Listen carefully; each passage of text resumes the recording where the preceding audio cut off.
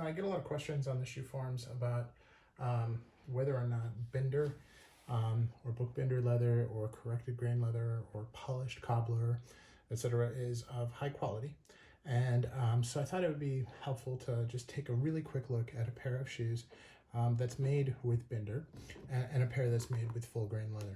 So these are both Goodyear welted shoes. This is made in Europe. This is a Herring Lockenhurst. This is an Allen Edmonds Leeds. Both have leather soles. This has a nice double with a regular oak bark tan sole and a combination heel. You can see the stitching pretty nice, uniform. And here you have, this is a Allen Edmonds Leeds. This is on a beautiful sole. This is a factory second. But you can see, pretty clean shoe. The burnishing is my fault. That's certainly not something that the factory did with this shoe. So as we look at the two shoes next to each other, obviously they're different colors, but you can see that this one has this polished sheen about it. And if you look really close into the creases of the shoe, you can see how they there's like a little bit of almost, it looks kind of like cracking right there where it bends. Whereas on the Allen Edmonds, you'll see there's some creasing, but it's certainly not as dense. And these shoes are a year older than the other ones. So, just an example of what there is. As you look at it though, the corrected grain or binder leather is really designed for folks who walk in wet weather. It's very popular in the UK, very popular in Seattle. As you look at some of the big UK brands like Church's, they'll charge $800 for book binder shoes. And part of the reason that they do that is their name, and they're owned by Prada, and it's an awesome shoe to have.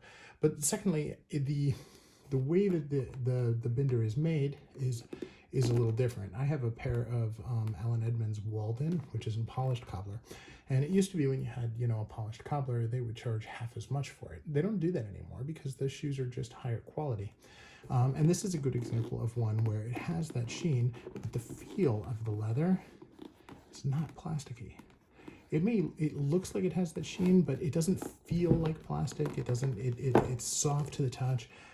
To be honest, the feel is not that different from shell cordovan, although it's not shell cordovan. It certainly doesn't look like shell cordovan if you know what you're looking for. But it's a very, very smooth leather. Now that you can see, there's no variation. There's no variation in the leather at all. It's 100% uniform, and that's because they shave it down and they make it so that there's one grain to it, and then they apply the coating to it. So it's basically made with top grain leather versus full grain leather. Now here, the feel is much better. It just feels like a higher grade skin. You could see that there's variations in the color and in the leather, which is desirable to many of us. We really like the way that feels. And you can see that when you apply product to it, it absorbs. So the patina that this is actually taking on ages over time.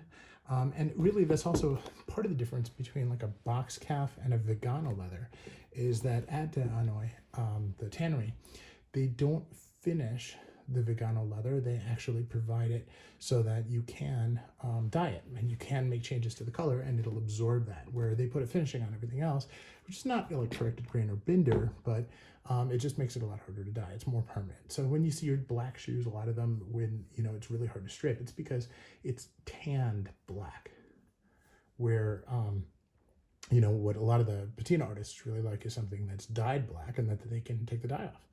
So anyway, just again, I'm not an expert at patina, and I'm certainly not an expert at all things shoes, but I thought it would be interesting to take a look at these and to be able to see some of that variation. I really wish I could help you feel the difference because the feel is just remarkable.